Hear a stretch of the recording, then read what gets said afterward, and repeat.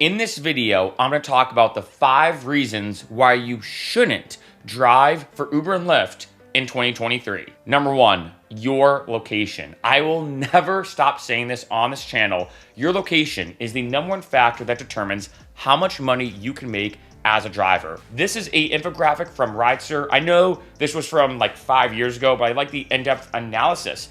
And as you can quickly see, your location can determine that you can make a lot of money if you're in a good area, or not that much money because you're in a bad area. So like say you live in a remote part of Ohio, for example, it's probably not worth it. You're not gonna make that much money and you're better off not driving at all and finding another job.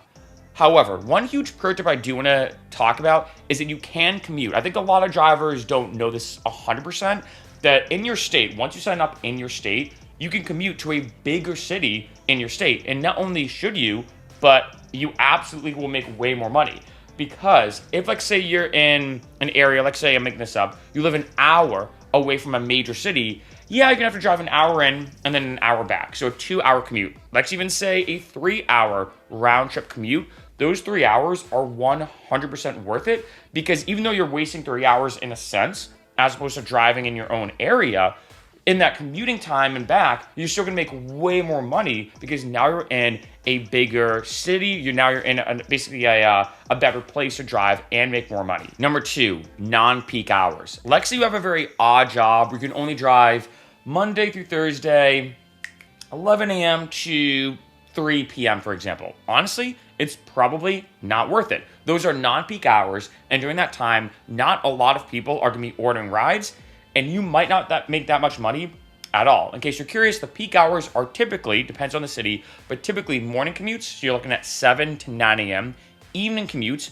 5 to 7 p.m., Friday and Saturday nights. If you can't drive during those periods for whatever reason, honestly, it might not be worth it. Now, there is an asterisk on this, and that is it depends on your area and the terms. Now, I will talk about this a little bit later in this video, but for example, here in California, after Prop 22 happened, there's now a minimum hourly guarantee. So let's say you're driving for Uber here in California, you drive from 11 a.m. to noon, for example, and let's say you get no rides. Let's say it's just dead, you get no rides, which I will say is very unlikely, but let's just say worst case scenario, you get no rides, you still get a minimum hourly guarantee, which is pretty awesome. In other areas, however, this is not the case. And that's why your location is so important. Again, not just because of the average hourly rate, just given that area for whatever, but 2, depending on the legal terms of you being a rideshare driver, in some cases you do get a minimum hourly guarantee, which makes it more worth it to drive.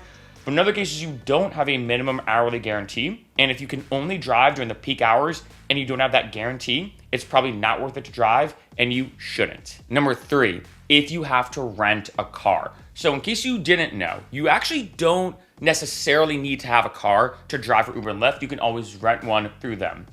However, especially for new drivers, and I'm assuming if you're watching this video, you've not driven yet, you're kind of like considering, should I or shouldn't I? If you don't have a car, the rental option, it is good, and I think that there are some benefits to it, don't get me wrong.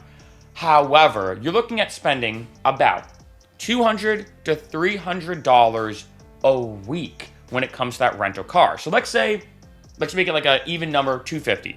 Let's say you spend $250 in a week to rent that car. That's $1,000 a month.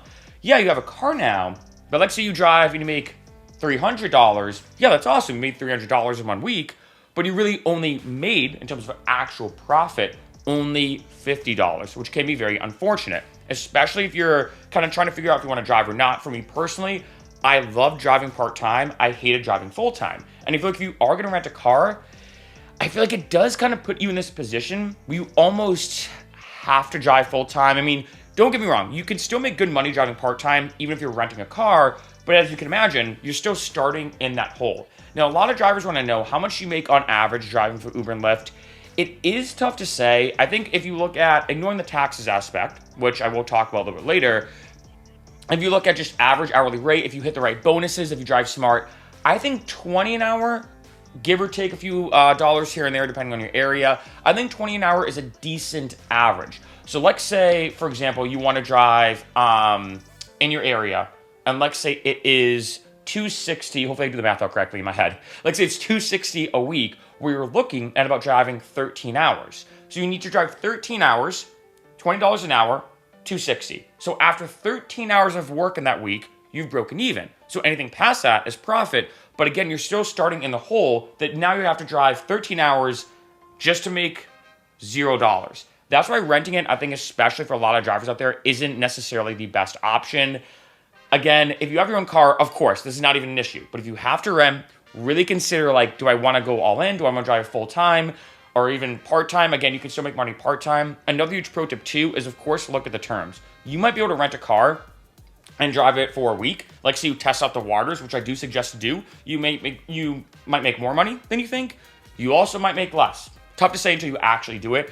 So like, say you rent that car, you drive for a week, you're like, wow, I actually made pretty good money. I'm gonna keep doing this. Or you could drive for a week and be like, wow, I did not make that much money at all. I shouldn't drive. It's just not worth it. Number 4, the employee status. This is probably by far, I'd say, the biggest topic of conversation regarding Uber and Lyft, especially in 2023, is, are you an independent contractor or an employee? Now, a lot of drivers kind of feel mixed about both sides. I've talked to some drivers who only want to be independent contractors. I've talked to some drivers who only want to be employees.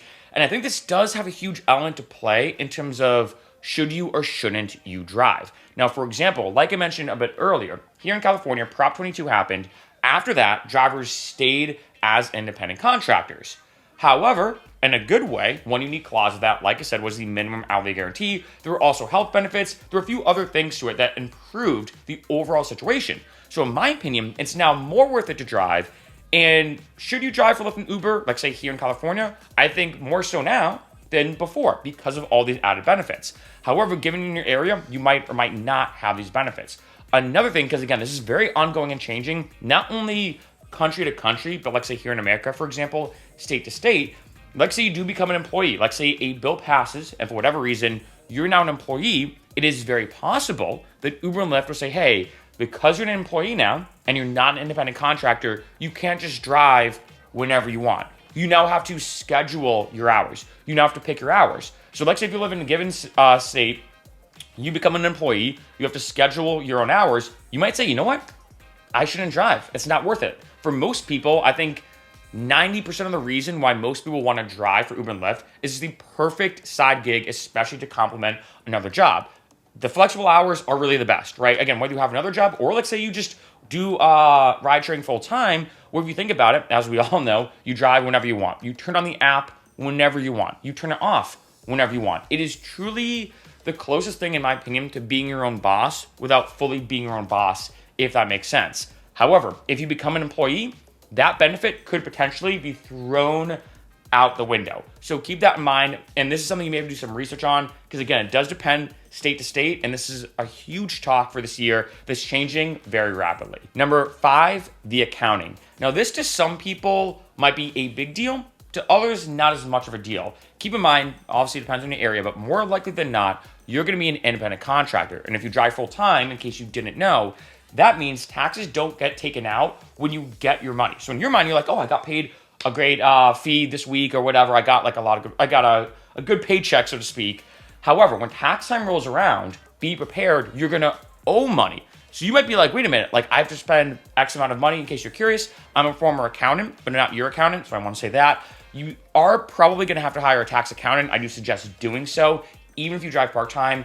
Another thing is you do have to save about, I usually suggest about 25 to 30%, usually 30% to be safe, of your earnings. So like, so you go out and on a Friday night, you crush it, you hit bonuses. Like, so you make $300 on a Friday night, take that 100, put it in savings, don't touch it. You're way better off having too much money, and you're like, oh great, the IRS only wants this amount after all my write-offs, as opposed to them coming to you and saying, oh, you owe a lot more than you have in your savings. Now you have to figure something out.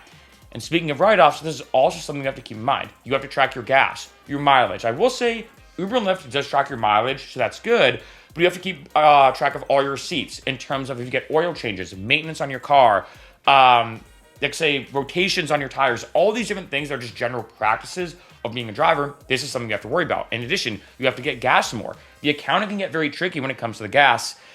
As we all know that here in California, for example, gas is super expensive as opposed to when I was in Boston, which was not bad at all, especially in comparison.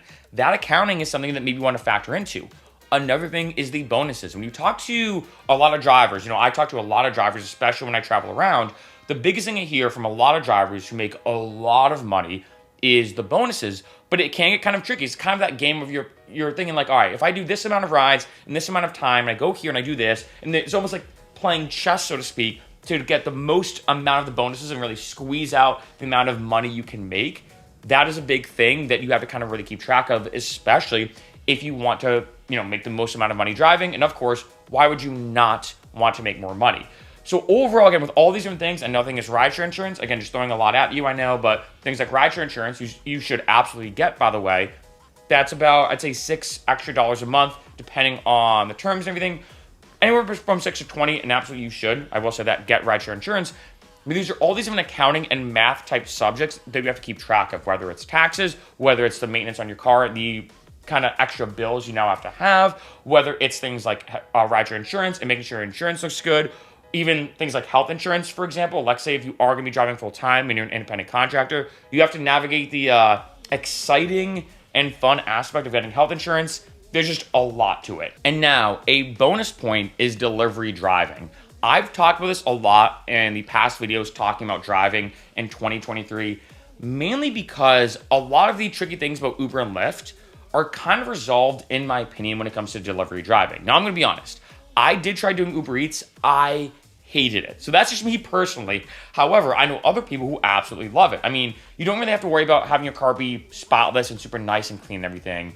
You don't have to worry about talking to people. I know some people do or don't. For me, I actually love the social interaction aspect of Uber and Lyft. I know other people are like, hey, you know what? I play music in my car, or I listen to podcasts, I drive around, I don't have to talk to anybody. It's just super quick, super easy. Delivery driving is a great option, especially when it comes to the barrier to entry. In case you didn't know, and it depends on Uber versus Lyft, and it also depends on your location, but typically, in order to drive for Uber, you need to be 21 years or older. So let's say if you're watching this and you're 20, and you're wondering, shouldn't I drive? Well, in this case, it doesn't even matter because unfortunately, you can't. When it comes to Lyft, typically in a lot of places, you have to be 25 years or older to drive for Lyft. However, when it comes to Uber Eats and delivery services, for example, you could be 18 or 19. And also, as well, it also depends on the type of vehicle you're using. So for example, and if you're in a big city, you can actually deliver for Uber Eats on foot. You can use a scooter, you can use a bike, you could go all the way up to a car. In addition, let's say, and this happened to one of my friends, let's say you do have a car, but it doesn't qualify for Uber and Lyft. For example, one of my friends had a 2-door vehicle. Unfortunately, if you have a 2-door vehicle, you cannot drive for Uber and Lyft, but with a 2-door vehicle, you can drive for Uber Eats. And a huge pro tip or a side note, in case you didn't know, when you sign up for Uber, let's say you want to drive for Uber, it automatically also signs you up for Uber Eats. You don't have to drive for Uber Eats. You can kind of select and choose what you want, and it's not a bad idea. In addition, talking about the accounting and the math and the money, depending on the area of the country, in some areas, you make more money with Uber than Uber Eats. But in other areas, you make more money with Uber Eats than Uber. So depending on your area, delivery driving could pay more or less than rideshare driving, and hey, you never know. Like I said, for me, I hated doing delivery driving, but for you, you might start driving, be like, wow, you know what? I think I actually like Uber Eats more than Uber. You continue doing Uber Eats, and you're good to go.